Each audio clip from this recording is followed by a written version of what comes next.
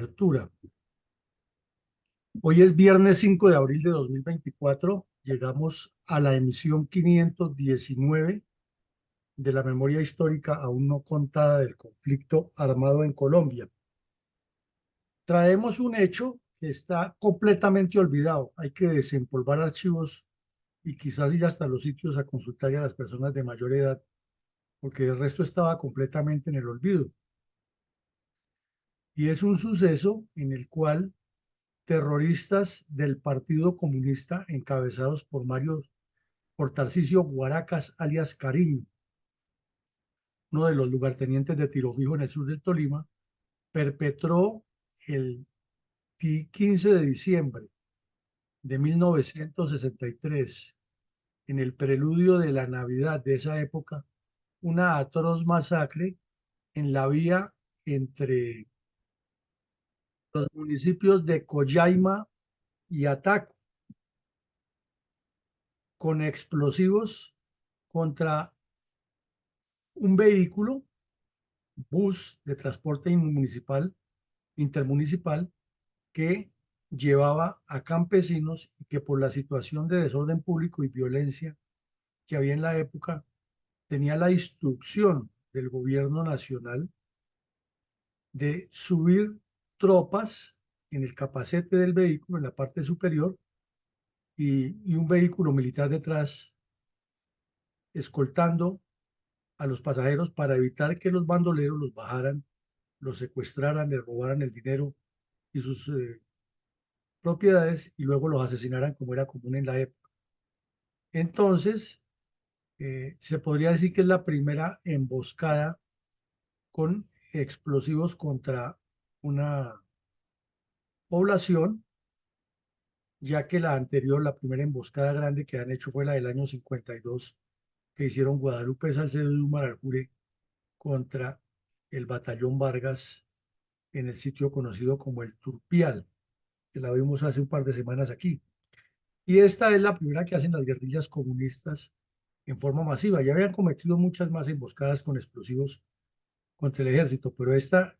incluyó a la población civil y, como decimos, estaba completamente en el olvido y desempolvando archivos la traemos a colación. Adelante, mi coronel. Mi coronel, ¿cuál es la importancia geoestratégica de los municipios del sur del Tolima, en particular los de Ataco y Collaima? Pues, mi coronel, estamos hablando del año 63, primer año de gobierno, ya inicio del segundo año de gobierno del señor Guillermo León Valencia y quinto año del llamado Frente Nacional. Y para la época, pues ya lo hemos estudiado largamente, había habido una laxitud del inicio del Frente Nacional con los municipios de Planada, Río Blanco, Ataco y Chaparral, donde técnicamente el señor Lleras Camargo les dejó unas zonas liberadas a 4 bandidos para que la controlaran y ahí estaban incrustados los comunistas. Entonces, en particular el municipio de Ataco, por su ubicación geográfica que articula, si lo vemos aquí en el mapa pequeño, aquí articula el centro sur del Tolima, más o menos por aquí, y no es sino cruzar la cordillera, eh, mejor cruzar el río Magdalena y llega a la cordillera central o seguir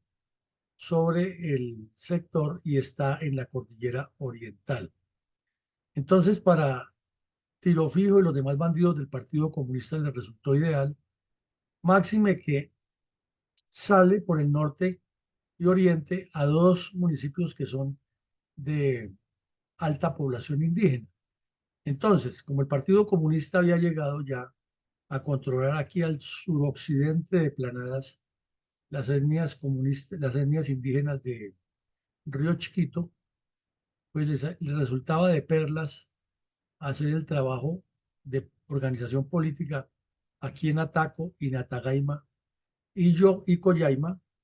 habida cuenta que ya estaba subido en la cordillera central, oriental mejor, y avanzaba hacia el oriente del Tolima, donde Juan de la Cruz Varela había hecho todo su emporio criminal. Entonces tenían una zona de bastante importancia estratégica para unir el proyecto. Ya pues hemos explicado largamente la importancia geopolítica del Tolima y creemos que con este aspecto lo que hacemos es reforzar la proyección estratégica del comunismo en esa región, además de que se sobreentiende que Roncesvalles, San Antonio de los Micos, Chaparral, Río Blanco y Planadas estaban siendo ya trabajadas por el Partido Comunista y era la época en que había una gran atracción hacia las cuadrillas de Chispas, de Esquite y Sangre Negra, máxime que ya Chispas había sido eliminado por el ejército a comienzos del mismo año y la desarticulación de esas cuadrillas estaba siendo cooptada por los comunistas en una zona, como lo vemos, de gran importancia estratégica. Adelante, mi coronel. Sí,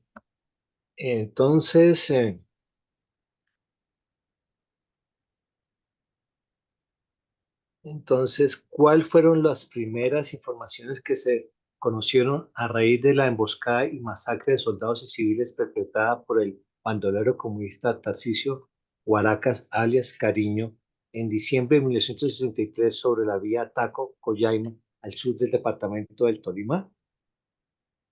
Pues fueron fragmentarias, pero escandalosas. Esta foto que vemos aquí es de la primera página del diario El Tiempo, el día 16 de diciembre de 1963. Como antecedente inmediato, en una operación que no había pasado muchos días, el ejército había dado de baja a un bandido que llamaban a la negra, comunista, cercano a Tiro Fijo y cercano a Guaracas. ¿Cuál era la situación? Que Tiro Fijo estaba organizando desde hacía muchos años, como lo hemos visto, su republiqueta independiente en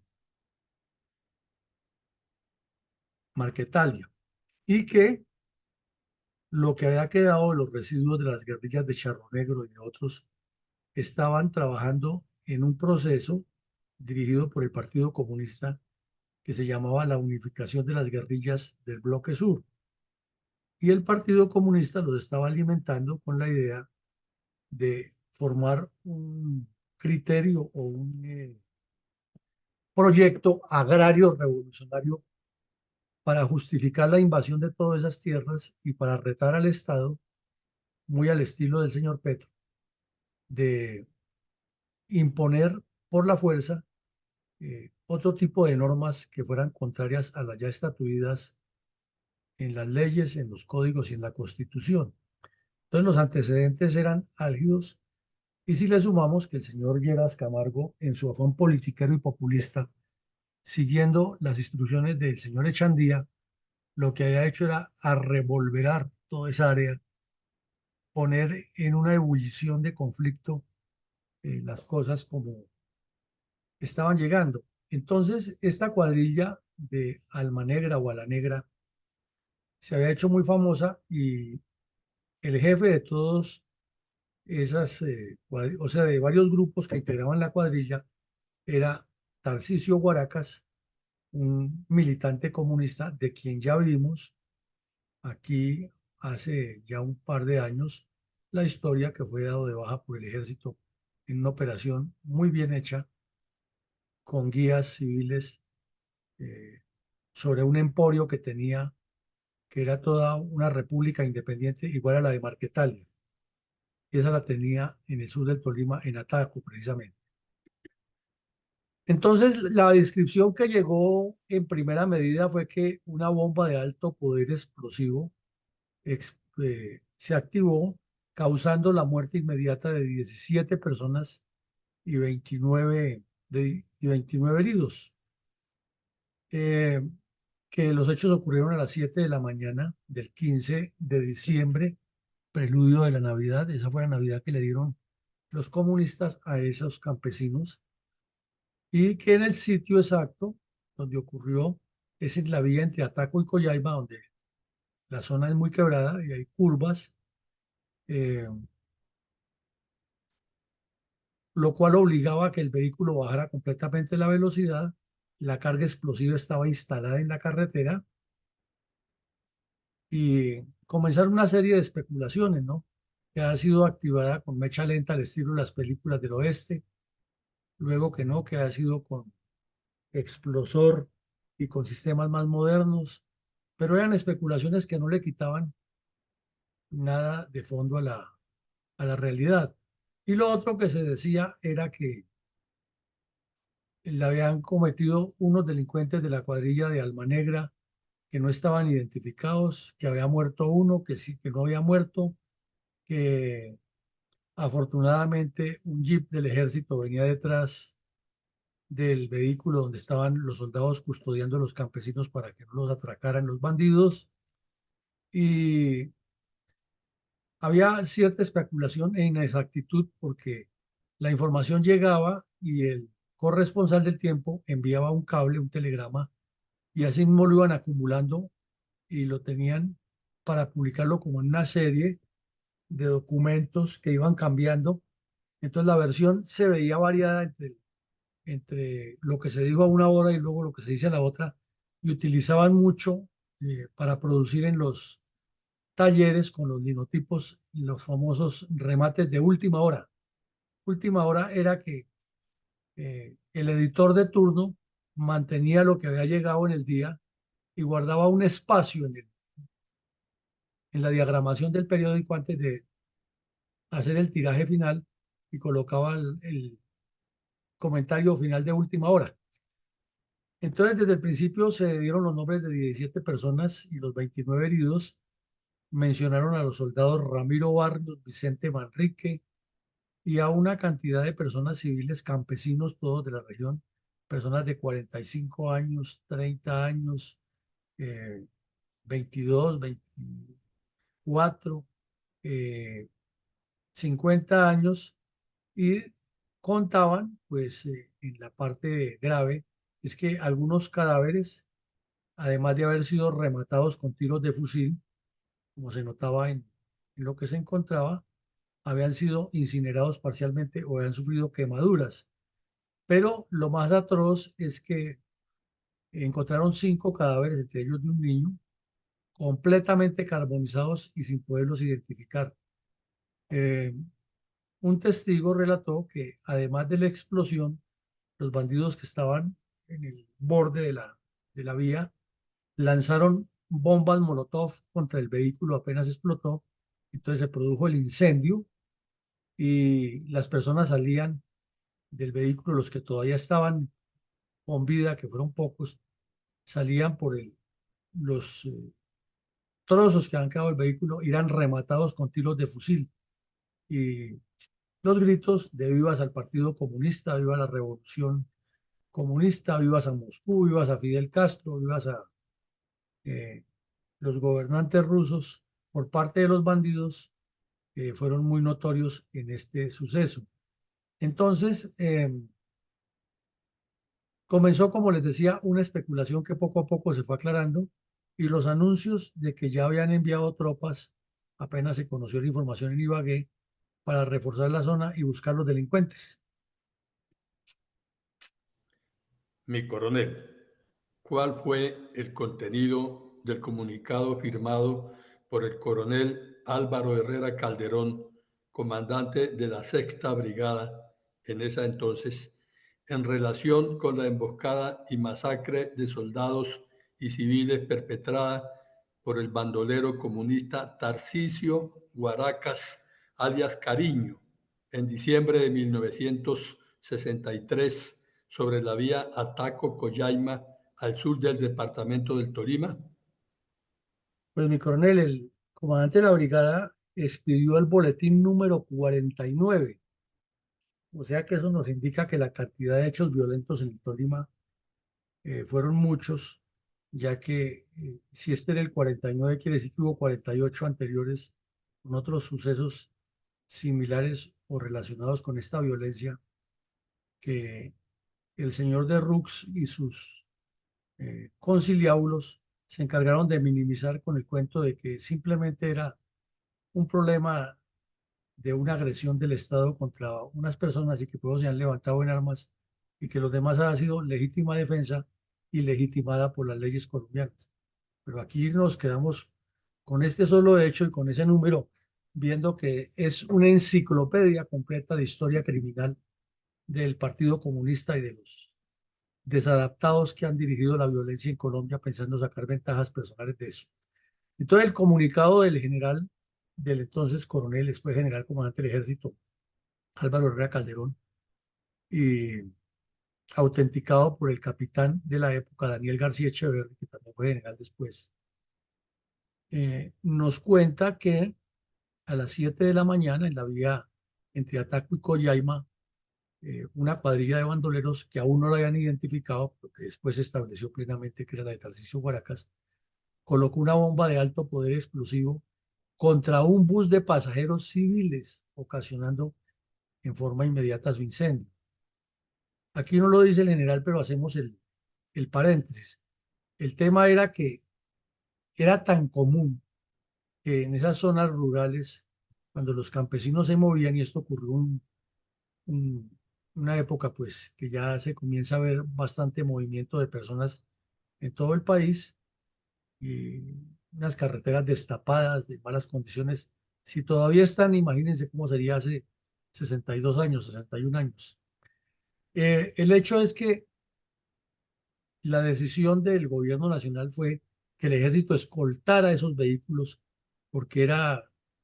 reiterativo, sobre todo en el Tolima, que los detenían, los bajaban, los descabezaban a machete, a otros los secuestraban, a las señoras las violaban, a las niñas también, se robaban lo que llevaban, anillos, joyas, relojes,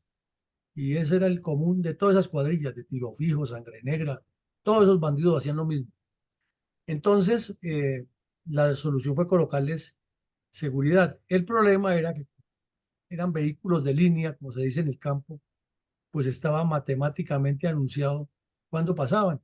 y eso era un riesgo. Hasta el momento no se habían metido a atacar a los vehículos cuando venían con tropa para evitar, en teoría, hacerle daño a la población civil, pero aquí vemos que el Partido Comunista tomó la decisión de atacar la población civil sin compasión para generar miedo y para decirle a los campesinos que no se subieran a los vehículos mientras estuvieran con soldados allí. Inclusive comenzaron para esa época las declaraciones estúpidas de funcionarios públicos que decían que si los soldados hubieran ido de escolta atrás, entonces hubieran asesinado nomás a los soldados y no a los civiles. O sea, la vida de los soldados no valía. Pero pues es lo que tenemos. Entonces volvemos al comunicado. En primera instancia, la brigada identificó a 14 muertos, o sea, la información preliminar que recibió, porque recordemos que estos hechos ocurren en zona rural de difícil acceso y hasta que no llega la tropa a hacer los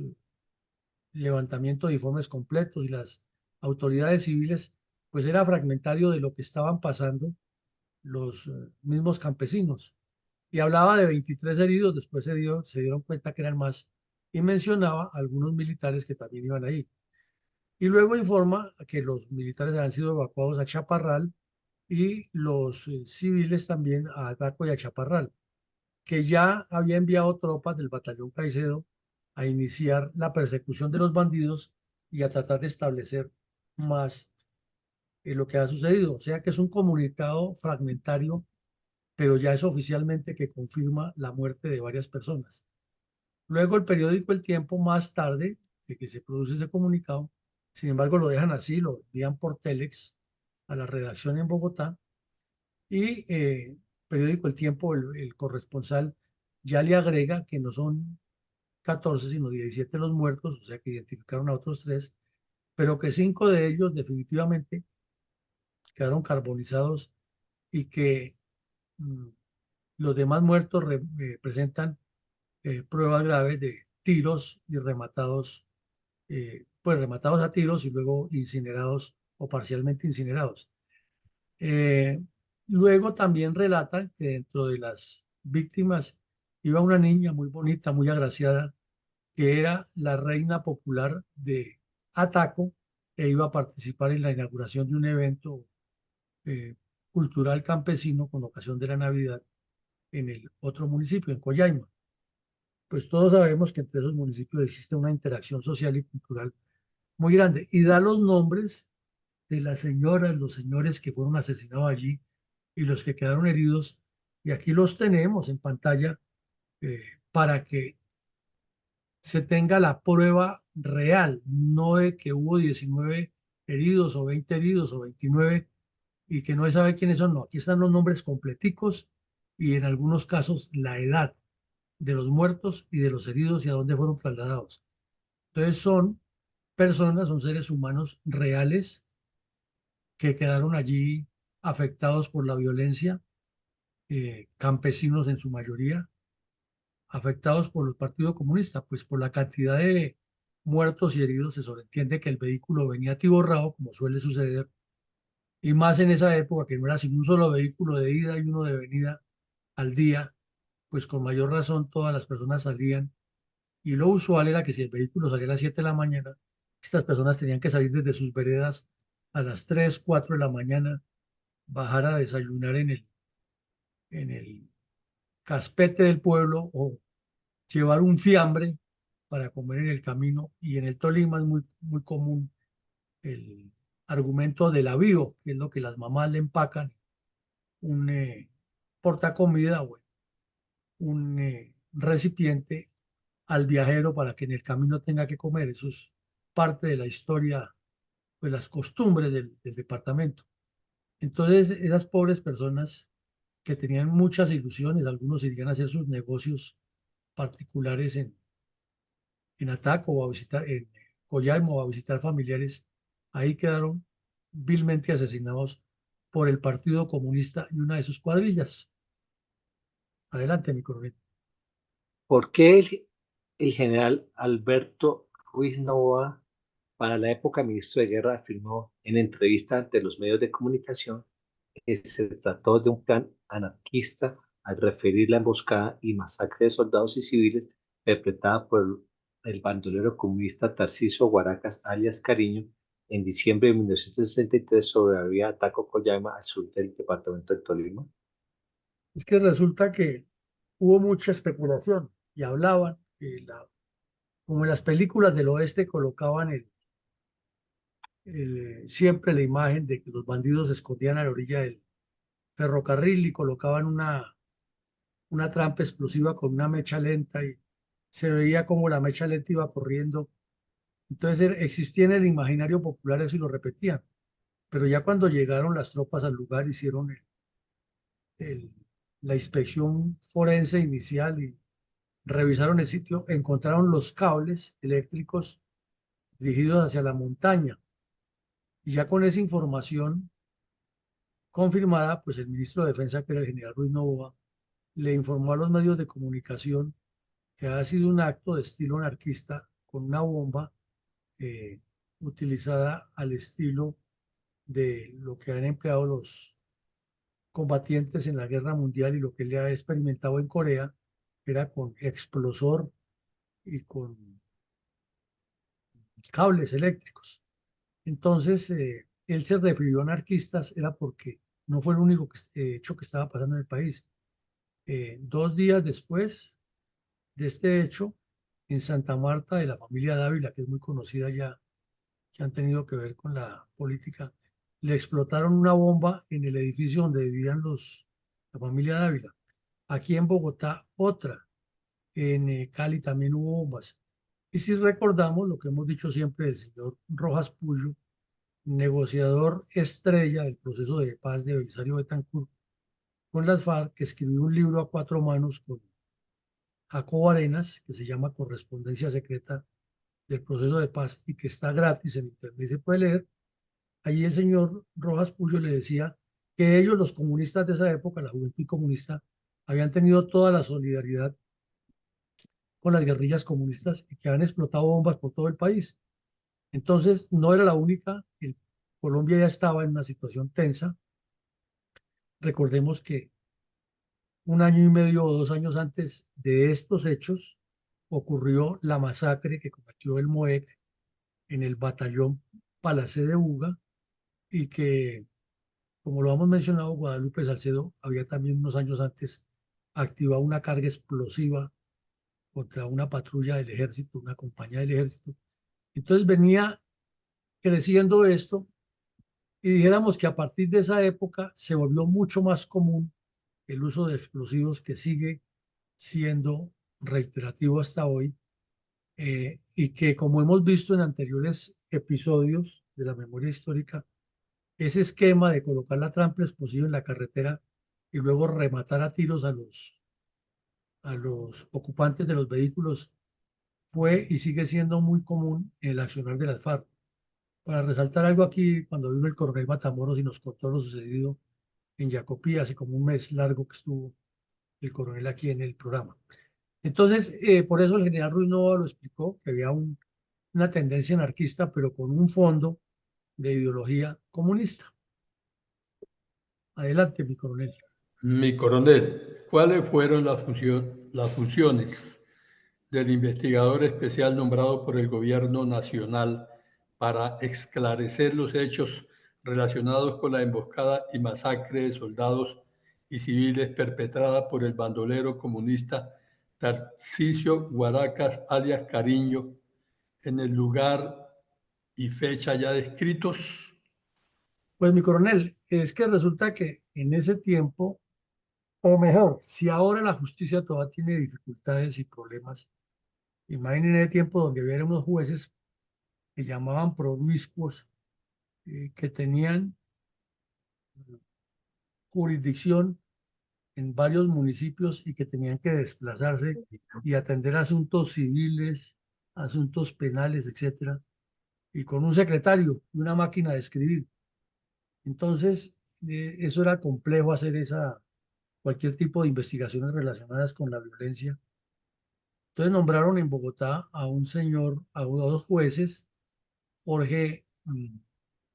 Montaliano y José Víctor Aldana, para que se desplazaran hasta el sitio con suficientes asesores,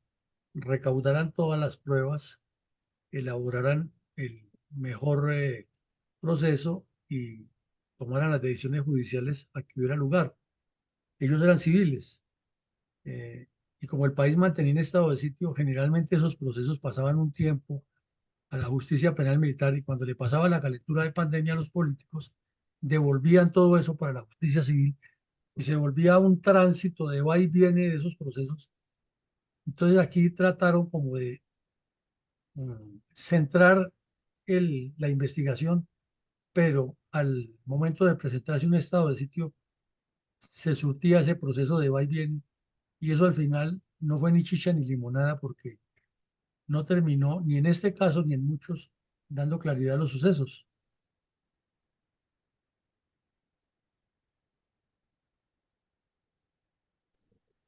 Mi Adelante. coronel, Sí, ¿cuál señor. fue la respuesta de las autoridades departamentales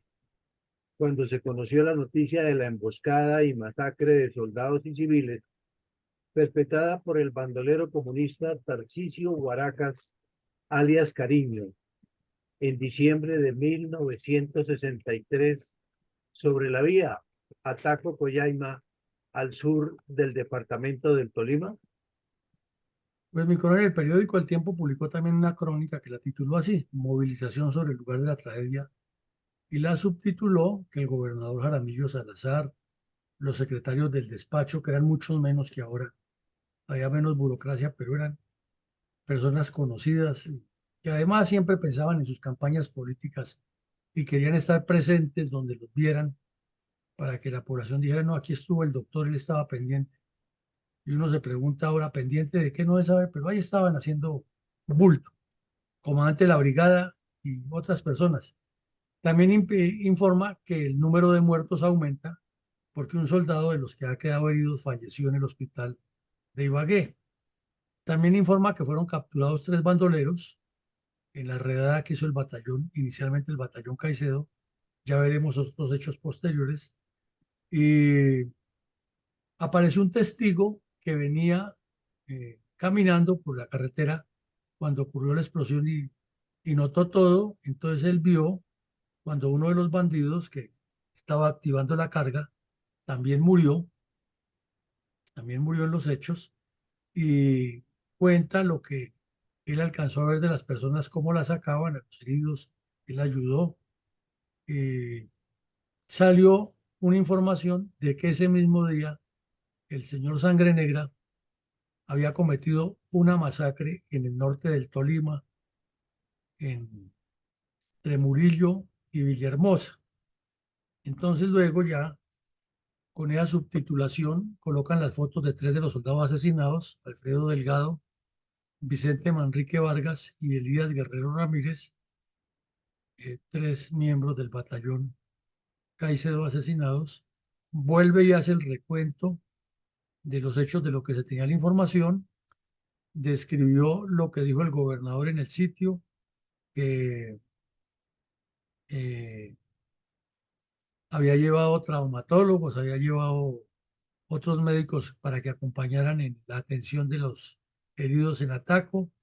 y que el helicóptero donde habían sacado algunos heridos había sido atacado por los terroristas.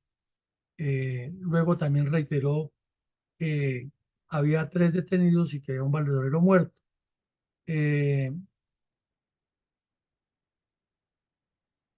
hecho pues se manejó con una manera siempre de crónica roja, como se decía allí. Se relató que una señora había padecido fuertes quemaduras, que se encontraban algunos de los heridos y cadáveres con quemaduras graves de primer grado, que una de las personas que viajaba allí era el gerente de la Caja Agraria, que precisamente había ido de un municipio al otro a aprobar unos préstamos y a reunirse con los campesinos para firmar los documentos y darle las instrucciones de cómo eran las instrucciones finales de cómo era el procedimiento que tenían ellos para hacer los desembolsos y para que los campesinos iniciaran a pagar las cuotas, cómo amortizar las deudas, etcétera. Entonces, como vemos, fue un hecho contra la población civil perpetrada por el Partido Comunista, que ni por imaginación ni por equivocación lo menciona el señor de Rux en su informe, sino que se limita a un enfoque diferente. Y no solamente él, porque es que esto viene de larga data. Cuando Gonzalo Sánchez, que también es un eh, sociólogo tolimense que ha escrito mucho sobre la violencia y que es autor de varios libros muy conocidos sobre esa historia de la violencia, le enfocó, siempre se enfrascó, fue en el tema de la teoría del cura Guzmán. Era que el Partido Conservador y el ejército y la policía se habían unido para atacar los civiles, y que los civiles se han reaccionado, y que después de esa reacción les ha quedado otra opción que organizarse en forma armada, y que algunos eran del Partido Comunista, pero que eso no era grave. Cuando aquí vemos que la realidad es completamente diferente, es el Partido Comunista el que organiza todo esto y el que impulsa esa violencia, y entonces nos da a entender que cuando el señor Tiro Fijo aparece en Marquetalia no era algo que salió de la noche a la mañana, sino que era un proceso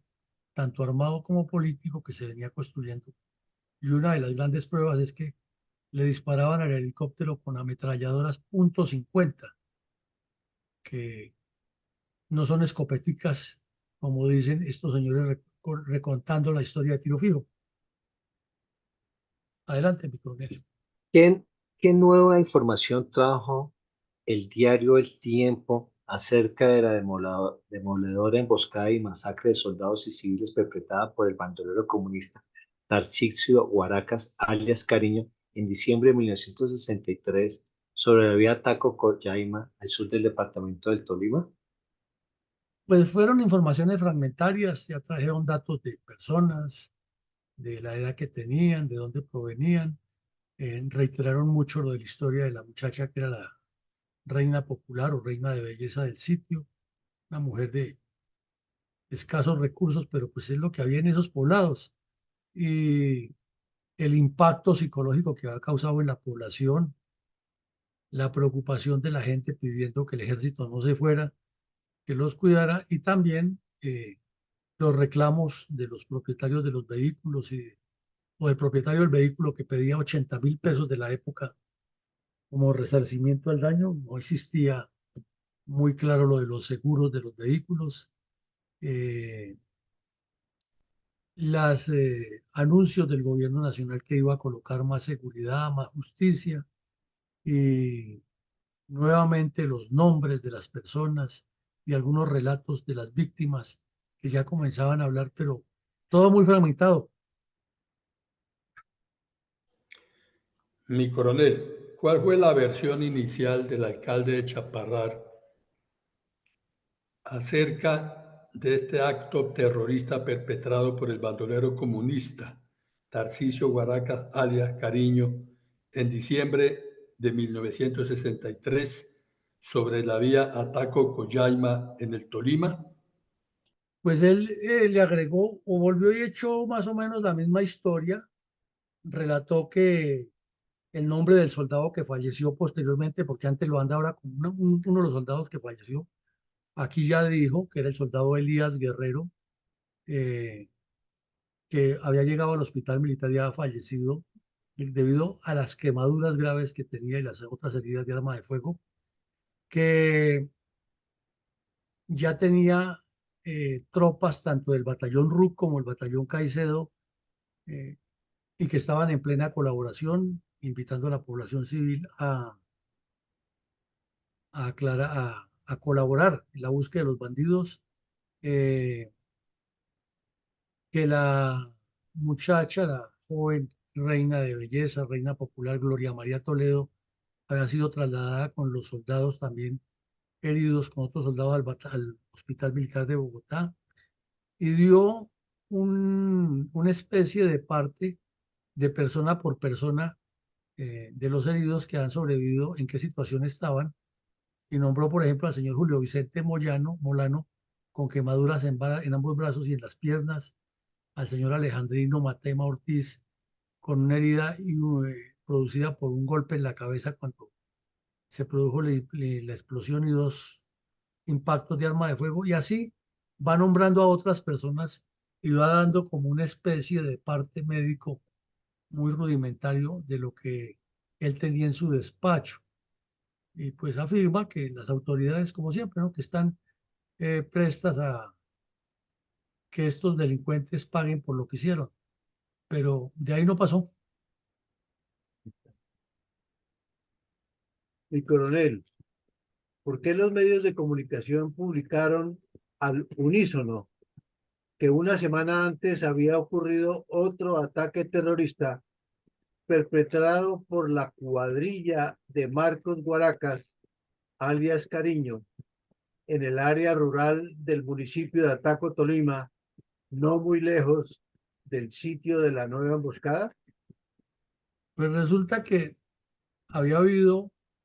una emboscada unos días antes, muy cerca, en la misma zona rural,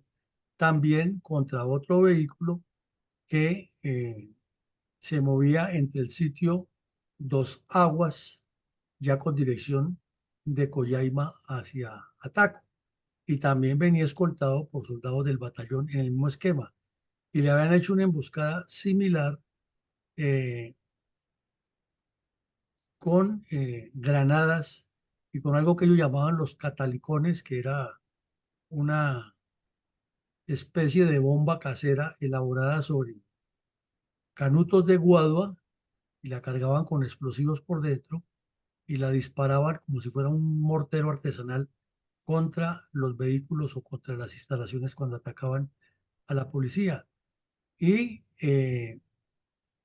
allí también causaron la muerte de la herida, perdón, de 5 soldados, un suboficial y 18 civiles que se desplazaban en esos vehículos que iban por esa vía, y que en el hospital militar había muerto ya uno de los soldados, Elías Guerrero Ramírez, y que habían sido trasladados con otras personas en un avión de la Fuerza Aérea civiles. Entonces, la sumatoria de los hechos era reiterativa y también aclaraban, hago la aclaración que se refería primero al soldado Elías Guerrero que era muerto en este acto terrorista reciente y en el anterior había perdido la vida el soldado Alberto Delgado y que estaba gravemente herido el soldado Sindua Ruiz, eh, que inicialmente han sido trasladados a Chaparral y luego a Bogotá, que el hecho, aquí sí lo decía el comando del ejército, ese primero era Marcos Guaracas, no hablaba de la cuadrilla de Almanegra, y citaba que esta cuadrilla había cometido otra serie de hechos en esa misma región y que ya el ejército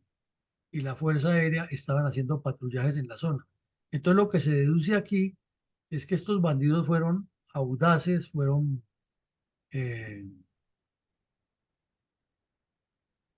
atrevidos en el sentido, todo el sentido de la palabra, de lanzar este segundo ataque en menos de una semana con el mismo estilo y en una zona muy cercana donde ocurrió la segunda masacre que fue más grave, eh, desafiando completamente la autoridad e intimidando a la población, dándoles a entender que ellos tenían el control. Y si se coteja con las publicaciones del Partido Comunista de esa época, eran ellos, los comunistas, los que eran víctimas y no los victimarios, o sea, una reiteración de lo que han hecho toda la vida y que además han encontrado personajes como el cura de Ruz, como Alfredo Molano, como el mismo Gonzalo Sánchez y otros, que cuando hablan de la historia y la violencia, la presentan desde la óptica de los bandidos y no desde la realidad de lo que ha ocurrido.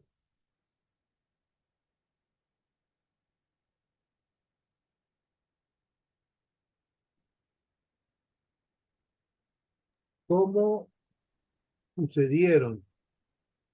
los hechos del hallazgo de otra bomba preparada por los terroristas para cometer otra acción criminal,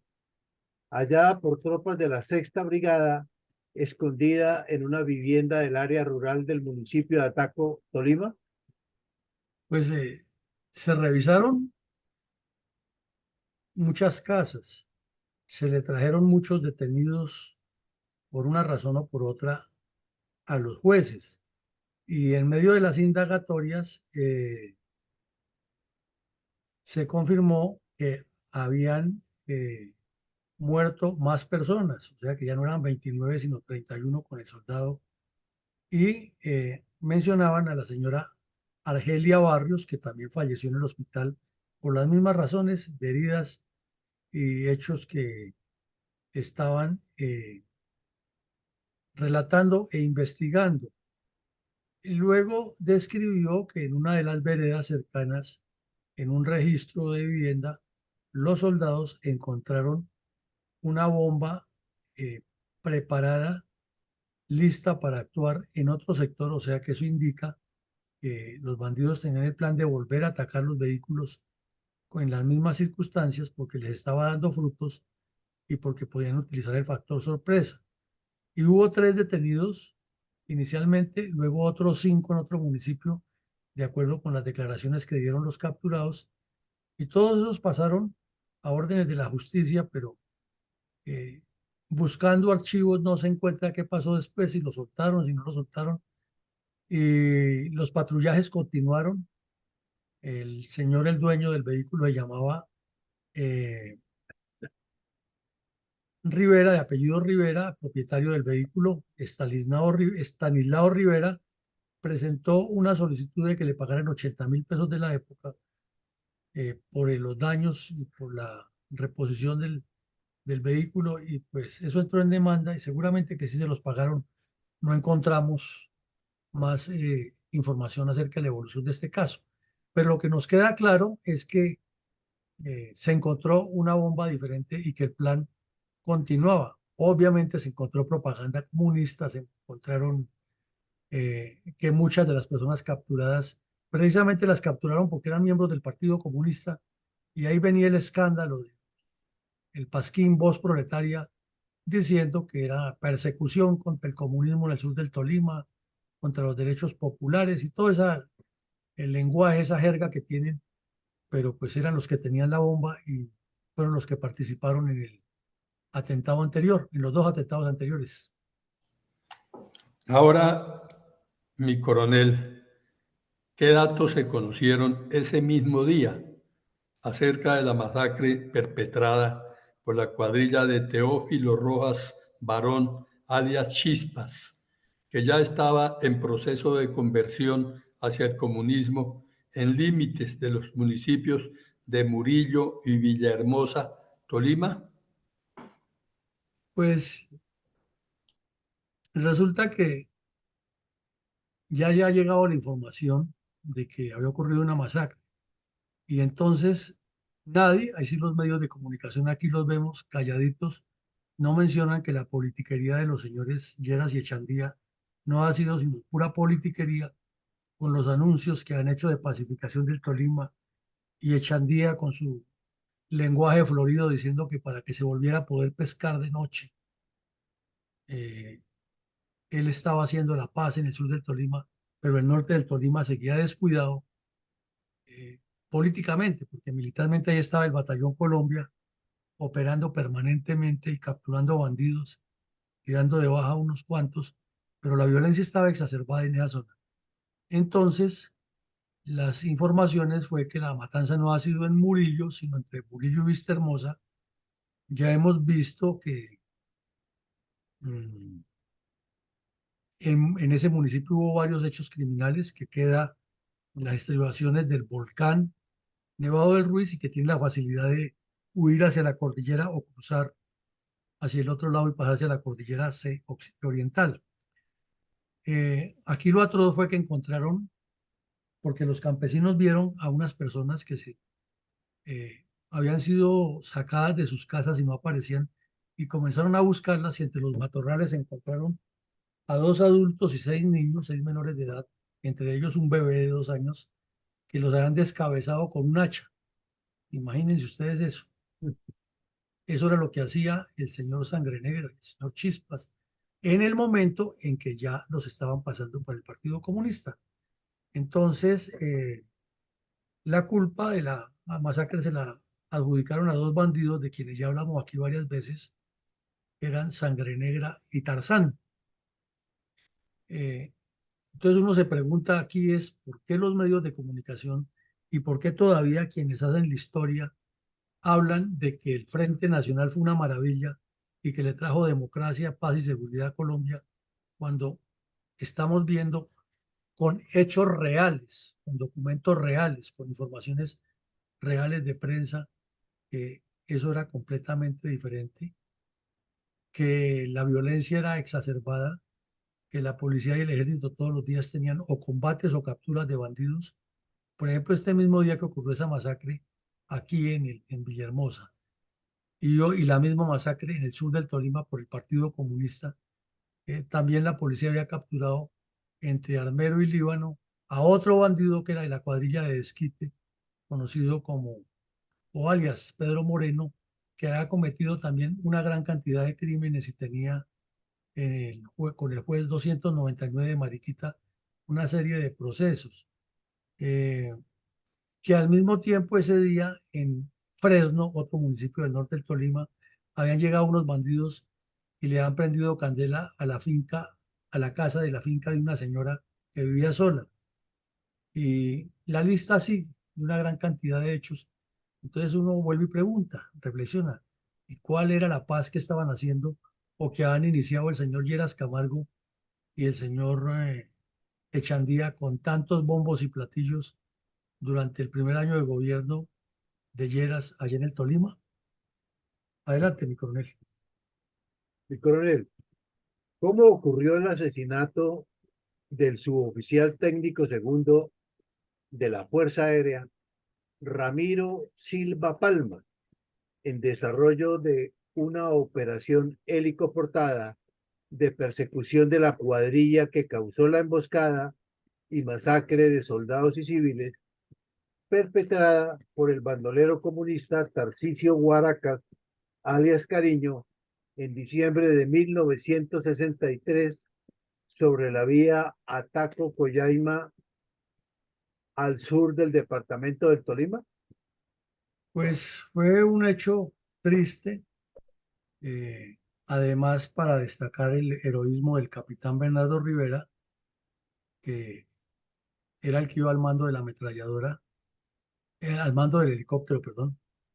y estaba haciendo inserción de tropas en un sector donde se estaban presentando combates. El capitán entró con la aeronave allá y con el suboficial a dejar a unos soldados y fueron recibidos con fuego por parte de los bandidos. El helicóptero fue averiado, seriamente afectado. El capitán operó muy bien la máquina, pero infortunadamente uno de los disparos le pegó al suboficial, que era la persona precisamente encargada de cualquier defecto mecánico que se pudiera corregir en el momento del ataque o por efecto del ataque, ayudar a salir. Y el capitán logró sacar la nave de allá y llegar nuevamente hasta Ibagué y pues llevarla a mantenimiento. Fue tanto la hazaña del capitán como el fallecimiento del suboficial Silva en cumplimiento del deber, hechos que impactaron muchísimo al país. Este joven, el suboficial Ramiro Silva, era natural de Garzón Huila, tenía para el momento de los hechos 24 años de edad, fue muy joven, estaba casado y había ingresado a la Fuerza Aérea en el año 57, a los 18 años de edad, y era integrante del curso 21 de suboficiales. Corrijo, no estaba casado, sino era soltero, casado era el capitán. Y estaba adscrito en ese momento a la base Germán Olano de la Fuerza Aérea, y pues fue un golpe durísimo para la Fuerza Aérea, fue de los primeros miembros de esa institución que cayeron en combate con los bandidos protegiendo a Colombia. El comunicado de los hechos aclarando lo sucedido lo firmó el general Mariano Espina Navia, comandante de la institución. Pero infortunadamente la muerte de este señor, como la de los soldados, como la de los civiles, cometida por todos bandidos, está en el olvido. Y si no es porque rescatamos estos documentos y los ponemos nosotros aquí, difícilmente alguien lo hará, porque no, eso no es rentable. Es rentable hablar bien del comunismo, es rentable hablar de los terratenientes, hablar de la persecución al pueblo con la alegoría comunista, pero jamás era rentable hablar de las personas que han entregado la vida en defensa de Colombia, como el caso de este joven suboficial y los soldados vilmente asesinados por el Partido Comunista ahí en la vía Ataco-Coyaima. Entonces, ¿cómo ocurrió la captura del terrorista Andrés Perdomo Cortés, confeso participante en la emboscada y masacre de soldados y civiles perpetrada por el bandolero comunista Tarcisio Guaracas, alias Cariño, en diciembre de 1963 sobre la vía Ataco-Coyaima, al sur del departamento del Tolima? Pues porque la situación se apretó. Las patrullas actuaron con mucha constancia de la presión que ejercía el general Ruiz Novoa, que era el ministro de Asia, hasta los comandantes de compañía tenían una orden permanente de buscar esos bandidos, capturarlos y entregarlos a la justicia, o si estaban armados y ofrecían combate, pues darlos de baja. Y se hizo una operación intensa en la zona y con base en las declaraciones de los capturados y de los informantes se capturó al bandido Andrés Perdomo Cortés, que tenía 24 años de edad, y confesó que él era uno de los que han cometido la matanza. Verificó que él era miembro del Partido Comunista, que él, Tarcisio Guaracas, era el que ha dirigido esa operación, esa acción criminal, que tenían otros planes. Confirmó lo de la bomba, que sí era preparada para otro atentado, y dio muchas más informaciones. Entonces fue una captura importante, pero ya estaba muerto el suboficial de la Fuerza Aérea, ya estaban muertos nuestros soldados y ya había asesinado a nuestros campesinos. O sea, ya no había forma de resarcir el error y seguramente terminó en la cárcel, porque eso sí no lo encontramos un tiempo, pero luego le harían alguna salida especial y hoy a lo mejor es un abuelo venerable ahí en el Tolima. Mi coronel trajo el pacto Far Santos Paz al sur del Tolima y a las fuerzas militares y de policía. Infortunadamente no, mi coronel, porque vemos que todos estos sucesos fueron creciendo la ola, ¿no? Fueron aumentando los crímenes comunistas contra los colombianos en el Tolima y el crecimiento de las FARC, y luego el señor Alfonso Cano se asentó allá por años, y el otro bandido Jerónimo Galeano que hacía hasta pactos con los indígenas, y luego el show de la farsa de Cuba, que iban y venían, y todos esos delincuentes fueron. Victoria Sandino, que fue una de las que más crímenes cometió en esta región, inclusive abortos contra las guerrilleras, ahora es honorabilísima congresista de Colombia. No se le puede decir nada de sus críticas, porque entonces, criticarle lo que hizo, porque entonces es un enemigo de la paz, que no quiere la paz y la reconciliación quien le cuestione. Y, y ahora vimos esta semana que hubo un combate muy fuerte en Semana Santa, donde capturaron 12 terroristas y murieron unos pertenecientes a una de las cuadrillas de las FARC que siguen allí, vivitas y coleando, por lo que siempre hemos dicho, detrás de eso está el Partido Comunista, que es el que los organiza, y no ha habido ningún ente que les diga de frente, fuera del general Landazábal y el mismo Lemos Simons, que se lo dijo siendo vicepresidente de la República, que el Partido Comunista era el responsable de toda violencia. De resto, eluden decirlo, porque entonces eso va en contra de la paz. Escuchemos un minuto de silencio de memoria de todas las víctimas de la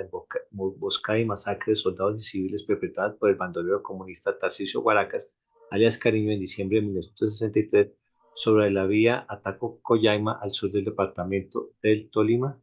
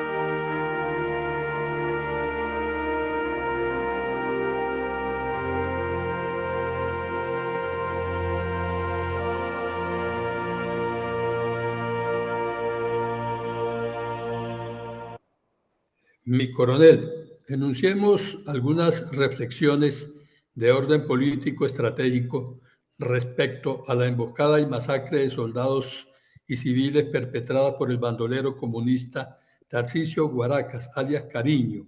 en diciembre de 1963 sobre la vía Ataco-Coyaima, al sur del departamento del Tolima.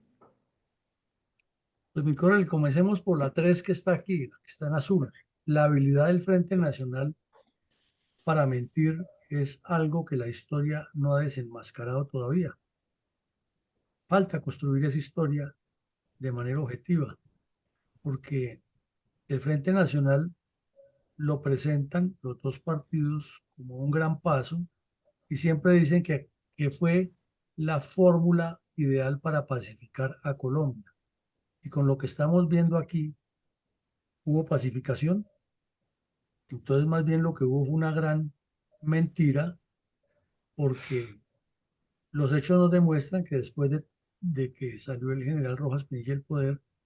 la violencia se exacerbó en todas las regiones del país donde había grupos armados, y por el contrario de desaparecer, fue el germen para que crecieran las FARC, el ELN, el EPL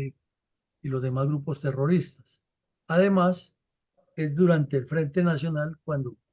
coge fuerza el narcotráfico, primero con la marihuana y luego la coca, y ahí lo tenemos haciéndonos daños. Pero volvemos al punto que tanto hemos insistido, y esa responsabilidad del Partido Comunista en la violencia, ¿por qué sigue siendo ocultada? ¿Y por qué un grupo minúsculo, que es lo que aterra, un grupo pequeño, porque no son muchos,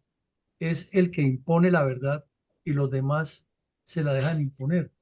Entonces aquí vemos que es otra gran responsabilidad del Frente Nacional, que no ha tenido partidos serios y organizados ni dirigentes serios que piensen en Colombia para ir al foco del asunto, sino que todo lo enmascaran, le echan pinturita y con tal de que cada evento les signifique réditos políticos, entonces no solamente liberales, sino hasta conservadores terminan legitimándolos, porque ahí vimos a Álvaro Leiva Durán, a Andrés Pastrana, a la misma canciller Holguín diciendo en Cuba, con tal de que le dieran el premio Nobel de Paz a Santos, que fue ella la que fue a destrabar el proceso cuando ya estaba prácticamente en agonía de que no iba a funcionar, fue ella la que fue allá y dijo en Cuba que ella no entendía cómo personas que estaban luchando por derechos tan justos eran estigmatizadas como terroristas. Y ella es conservadora. O sea que cualquiera diría que eso lo espera que lo diga un liberal por oportunismo. No ella. Belisario Betancourt, conservador, no le entregó el país a los bandidos. Andrés Pastrana, conservador, no le entregó el país a los bandidos. Augusto Ramírez Ocampo, canciller, y fue el legitimador toda la vida del M-19, porque él insistía en que había que darle una solución dialogada. Entonces no eran que fueran comunistas, sino que son desleales con Colombia y vividores y oportunistas, es otra cosa. Entonces, por parejo, del Partido Liberal pues se espera mucho más cercanía con la guerrilla, porque siempre fueron cercanos a los comunistas y es públicamente conocido eso. Pero el otro partido que dice que es el que defiende los principios y valores haciendo lo mismo, entonces ¿a quién le creemos? ¿Por qué no se escribe la historia como es? ¿O por qué los partidos no ponen en su lugar al Partido Comunista? Porque lo estamos viendo aquí. Andan todos tapados con la misma cobija y en lugar de ser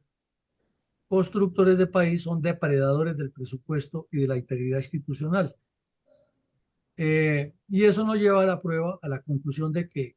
lo de Marquetalia sigue siendo una farsa muy bien manejada y repetida en los claustros académicos, y no hay quien se pare frente a los estudiantes y les diga, oiga, no, no se coman todas esas mentiras, mire lo realmente lo que pasó y aquí están las pruebas. Ah, no, porque eso no es rentable. Es más fácil hablar mal del ejército y la policía y la institucionalidad que decirle la verdad a los comunistas. ¿Aló? Esto nos lleva a la Sí, buenos días.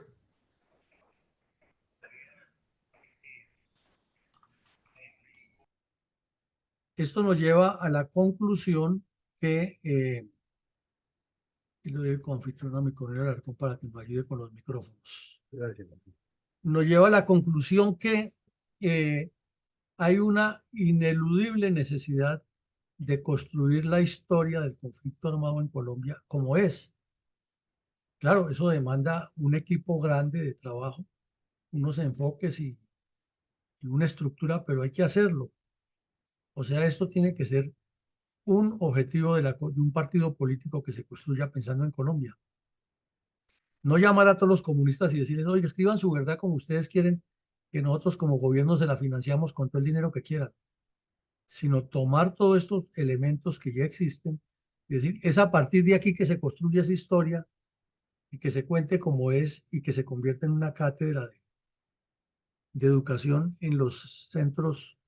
de formación de jóvenes, porque de resto seguiremos con base en esa misma mentira cayendo en el error de la violencia y no vamos a tener evolución. Tenemos también que, como lo hemos reiterado y lo dijimos ahora, el pacto de cuervos que hicieron Santos y las FARC en Cuba no tiene ningún arreglo para el problema, al contrario, lo que hizo fue estimularlo y generarle unas nuevas metodologías, que es lo que estamos siendo testigos. Infortunadamente para las dirigencias políticas de todos los sectores, eso aparece más todavía después de que liberales y conservadores ya se meten los religiosos y los ambientalistas y los verdes y los animalistas y ahora otros grupos que siguen apareciendo, pero todos utilizan la temática de la paz y la guerra es para manipular electorados, para prometer puentes donde no hay ríos y para hablar de trenes aéreos o subterráneos desde La Guajira hasta Leticia, etcétera, pero nunca enfocan el tema o cogen, como decimos coloquialmente, el toro por los cuernos y por eso la violencia sigue y el atraso no funciona y una cosa es consustancial con la otra y seguimos navegando en un lago en la mitad sin ningún norte ni puerto de llegada en medio de un remolino. Esto también nos indica es que las universidades, obviamente con un enfoque adecuado, hay que replantear la formación estratégica civil-militar. Esa versión que vendió el Frente Nacional, que todo lo que sea militar es represión y es contrario a los derechos civiles y a las libertades, porque somos expertos en pedir libertades y ventajas, pero no cumplir con nuestras obligaciones, pues cala muchísimo en la mentalidad civil y entonces siempre se mira con resquemor, con distanciamiento, con prevenciones lo militar, cuando lo ideal es que en todas las carreras, los jóvenes y los estudiantes que van a ser los profesionales deberían recibir una formación básica eh, y entre más avanzada mejor de lo que es el concepto de defensa nacional, de integración de la seguridad, porque es que un país, un Estado funciona con desarrollo y seguridad y ellos van a ser los que van a gobernar. Y si ya les metieron en la cabeza que lo militar es malo, que la seguridad es mala, entonces cuando llegan al ejercicio del poder son completamente aislados y lo único que piden es que vaya el ejército, la policía a reprimir bandidos para que ellos estén sabrosos y puedan robarse el presupuesto, porque han visto que los anteriores hacen lo mismo y entonces no vamos a tener evolución. Y todo esto nos deja también algo claro, y es que si nos desaparecieron el monumento a los héroes, que realmente estaba dedicado a los héroes de la independencia, y que hay un monumento allá que se inventaron cerca del Can, que eso no lo conoce nadie, ahí es que edificar toda una construcción de memoria, tanto por escrito como en video, como en las redes, como en libros, como en revistas, como en museos, etcétera, como en sitios de exaltación de todo lo que han hecho nuestros soldados, nuestros marinos y nuestros pilotos por la defensa y la seguridad de Colombia. Pero para eso se necesita siempre, o el tema es el mismo, un músculo político que tenga el poder suficiente para tomar la decisión, hacerla cumplir y supervisar que siga cumpliendo. Y eso se llama un partido político serio. Adelante, mi coronel, con sus comentarios. Gracias, mi coronel. El comentario sobre el capítulo de hoy, 519. El empleo de las vías públicas, casas de habitación, escuelas y hasta templos religiosos es la demostración de la constante violación de los derechos humanos por parte de los grupos terroristas adoctrinados por el Partido Comunista. En especial, las autodenominadas terroristas Fuerzas Armadas Revolucionarias de Colombia, FARC, quienes no han escatimado ningún concepto humanístico ni moral para destruir poblaciones y causar muertes indiscriminadas, lanzando cilindros y carros bombas sin ninguna consideración. El episodio del día de hoy, rememorado por la Fundación Excelencia, Liderazgo y Transformación en su programa La Verdad Histórica, nos deja en evidencia la forma como estos crímenes no han sido sancionados por el sistema judicial colombiano, en la manera como se debe ser, y por el contrario se recurre a mucha impunidad, como la que está sucediendo con la llamada Justicia Especial para la Paz. Pero no solamente es impunidad judicial, sino también moral, ética y hasta religiosa, como la cometida por el sacerdote Francisco de Rux en su distorsionado y acomodado informe de la verdad. Tarea que se le encargó bajo el concepto de que sus principios religiosos serían garantía para contar la verdad, tal como ha sucedido, sin utilizar desviaciones y adaptaciones para disculparlas del terrorismo bandolero y del Partido Comunista, que ha causado inmensos sufrimientos y muchas víctimas en nuestro pueblo colombiano. También es la falta de determinación de los dirigentes políticos, ya que muchos presidentes, por dar una impresión de ser humanistas, han incumplido su deber de defender al pueblo de la agresión brutal de un sistema político como lo es el comunismo. Solo en este caso apocalíptico panorama, los únicos que han dado todo por Colombia, incluida su propia vida, han sido nuestras Fuerzas Armadas, que durante 200 años han logrado sostener la nación, así haya sido a tan alto costo. A nuestros heroicos soldados y policías les debemos la poca paz y la libertad que hemos podido disfrutar, guardando la esperanza de que algún día tendremos un futuro mejor. Muchas gracias, mi coronel. No, muchas gracias, mi coronel, a usted. Y primero, pues muy alineado su comentario con nuestras reflexiones, y sí, es la fuerza militar, la fuerza policial, la que con sangre, sudor y lágrimas, con defectos y virtudes, ha evitado una hecatombe en Colombia, mientras la dirigencia política de todos los sectores se encargue de incendiar, de generar conflictos, de causar choques. Cada ley que se presenta al Congreso es un conflicto, es una oportunidad de hacer populismo, de generar